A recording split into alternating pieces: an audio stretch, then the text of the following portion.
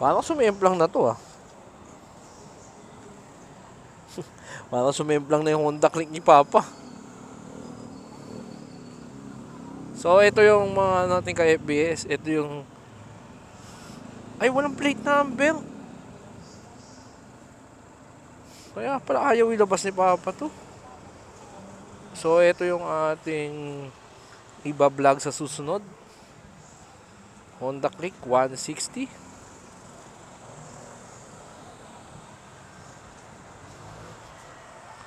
So may bago kasing labas ngayon yung Lexi 155. So gusto kong malaman kung bakit ba nagmura itong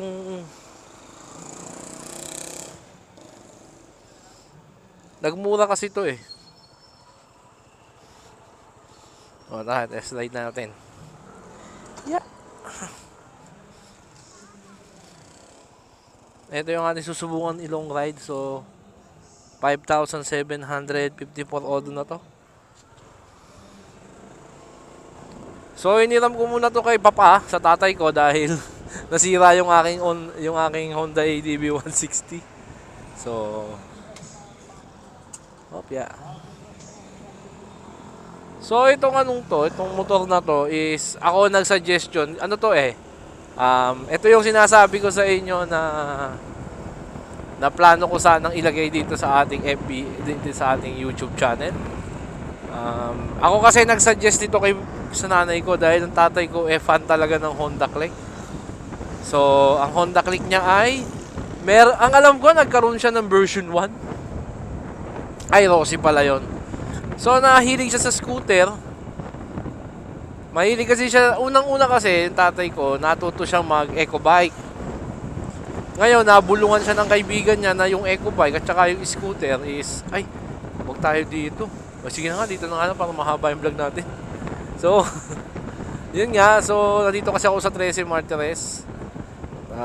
Nanghiram nga ako nito dahil nga may hinatid lang ako. Sira kasi yung Honda ADB 160 ko.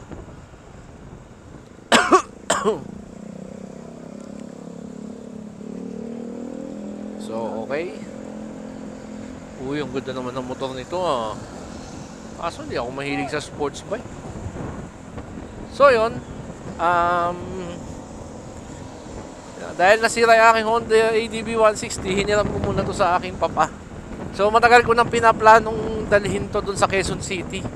Yung ilang buwan na akong pabalik-balik. So dadalhin ko sana siya doon para makapagbigay tayo ng long-term review. Dahil sabi sa akin ng mekaniko, eto daw yung alternative ng ADB 160 para sa mga walang budget. So dahil 2 taon na ako nagdadrive ng Honda ADB 160, I will straight to the point. Hindi talaga siya pwedeng alternative kung long ride. Kung long ride pero kung city driving lang, okay siya. Kung city driving lang for me ang sakit ng likod ko rito. Siguro magpapalit ka ng flat seat. Maybe pwede. At saka hindi ko gusto yung kanyang pero ito personal choice lang to Hindi ko gusto yung kanyang arm arrangement nakababa. Kaganon.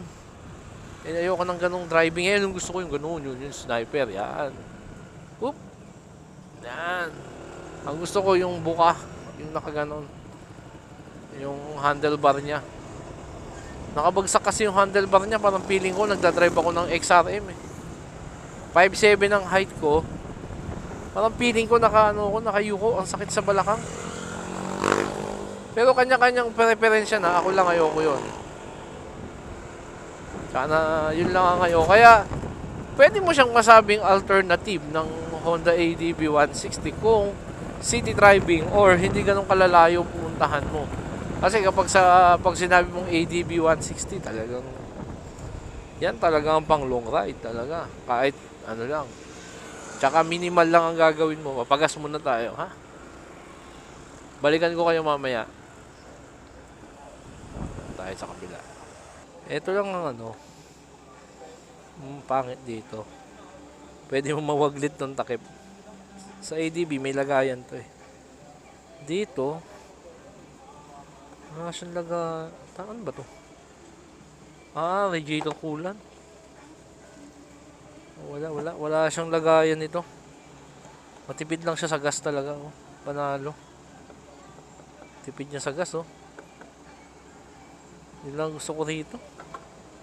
Yung ADB ko, oh. Sabagay, minodify ko na kasi yung pang gilid ko, eh. Ito, default pa to, oh.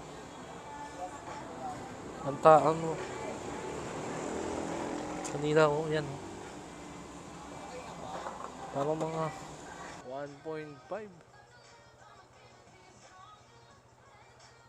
Ay, nakakaiyak naman. Ang mahal talaga ng gas, grabe. 1.5 liters? Aray ko. 100 plus. Honda Click pa ako nito, ah.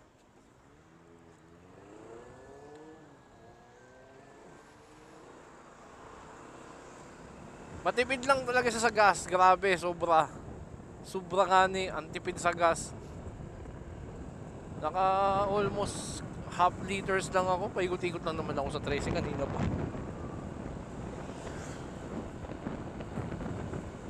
Okay. So, yun. Yung isang major difference nila ng ADB 160. Well, matipid siya sa gas, ah. Sabagay, ano naman ang difference nila, eh, kung parehas stock ang CVT set, lamang to ng 6 liters, eh. Sabihin mo nang lamang to ng 5 liters sa ADB, lamang siya ng 5 liters sa ADB. 5 to 6. Kasi yung akin, nung naka-stock CVT pa ako, yung stock pa yung CVT set ko, nasa ano ako, nasa...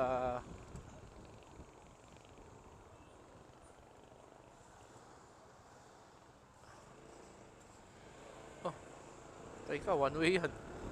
Yung stock CVT ko dati, I'm ranging from 38 to 39 liters. Pero, yan. Masyado ko nang matatakutin. Kala ko naman, less ko. So, yun nga, balik tayo sa usapan natin. So, ano siya, 39 per 39, 38 yun. Pero, close kasi ako sa 38.1 hanggang 37.9. Nung naka-stock CVT pa ako, ang pinalitan ko lang ng bola kasi kailangan ko magpalit ng bola. Malamya ang arangkada ng Honda ADB 160. Talagang kailangan mo magpalit ng 17 grams para medyo kahit paano gumanda-ganda ang iyong buhay. Pero nagsawa na kasi ako doon sa stock, kaya nagpalit na ako ng paunti-unti, eh. So ngayon, yung project ko doon sa ADB 160 ko, ginagawa ko nga yung project ko kahapon. So ang project ko doon is palitan ng 1,000 kasi naka 1.2 ko, eh. 1,000 RPM. Wala naman ako ibang binago kung hindi spring lang, eh. 1,000, 1.2 clutch spring at saka center spring.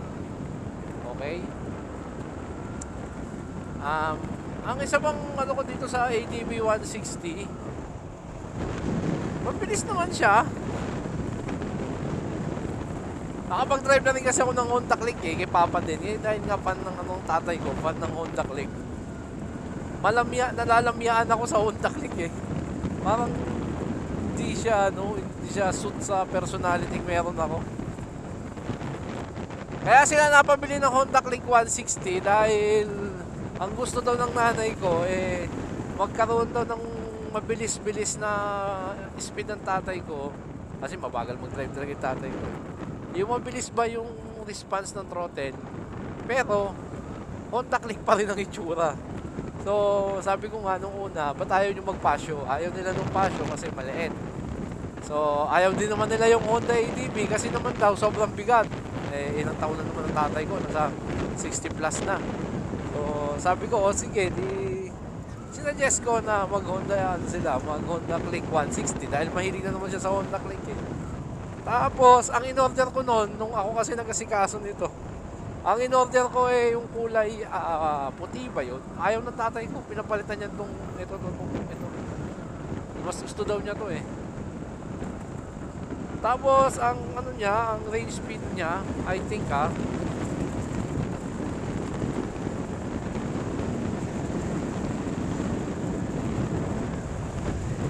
tingin ko,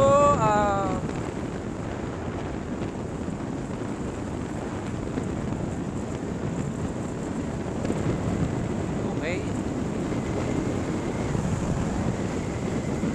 Mabilis din siya.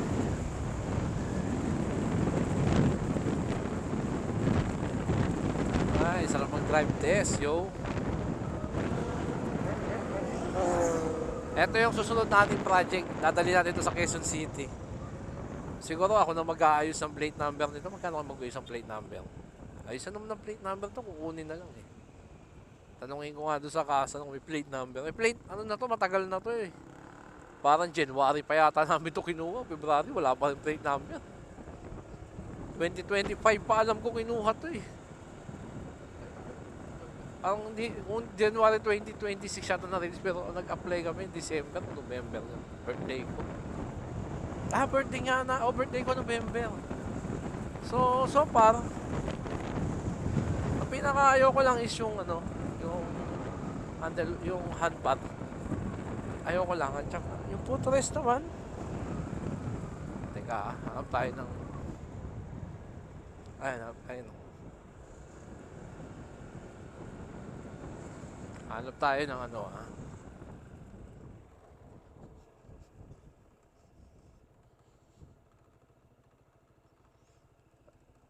ayos naman. Ay, gumagana pala to.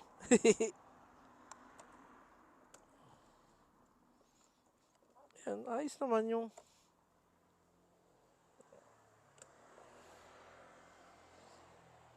tsaka tiptoe ako 5'7" ako pero tiptoe ako sa ano. Yun tiptoe ako, 5'7" ang height ko. Tapos, yung ano niya, maluwag siya kumpara sa 125 maluwag yung legroom. So, ang final thoughts ko, pwede ba siya maging alternative ng ADB 160? Kung solo ride ka lang, and hindi naman ganun kalayo, yes. Pero marami siyang kumbaga kung hindi siya, siguro hindi ko siya tatawaging alternative. Siguro para to sa mga gusto maka-experience ng ATV na walang pera, hindi siya alternative. Secondary option, yung budget meal.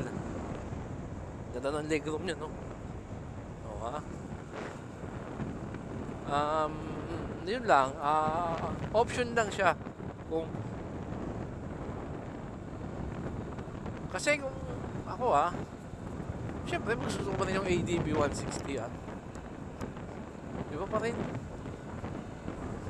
Yung speed naman niya, sakto lang. Pero kasi ako pagdating sa speed, mas gusto ko kasi yung mas malaki for stability. Ito kasi, yun, hindi ko gusto yung stability niya eh. Pagka nasa high speed na, parang naaalog masyado yung Ayan, nasusubukan natin yung high speed. Tsaka, mabagal siyang dumulo. Hindi ko rin alam kung ano ang default ng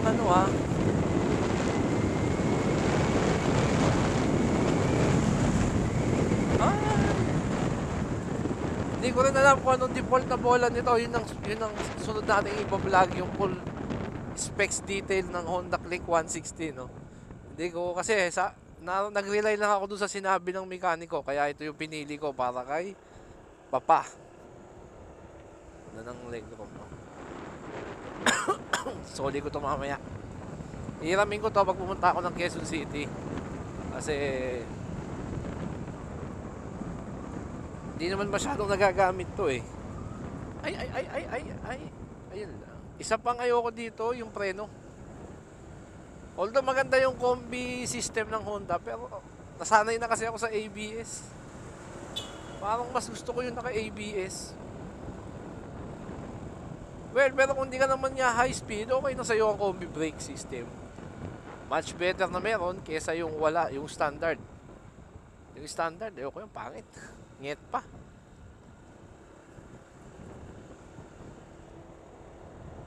So, yun lang. Ito lang ating yung initial test drive ng ating ng ating Honda Click 160, no? So, na-excite tuloy ako. Parang, wala kasi ako, may nakakita ako sa kasa ng Lexi eh. Parang sana may magpahiram sa akin ng Lexi 155. Gusto ko lang testingin din. Ito kasi yung kalaban nun eh. Mas mahal kasi ito kaysa doon sa Lexi. Pero, malalaman natin yan.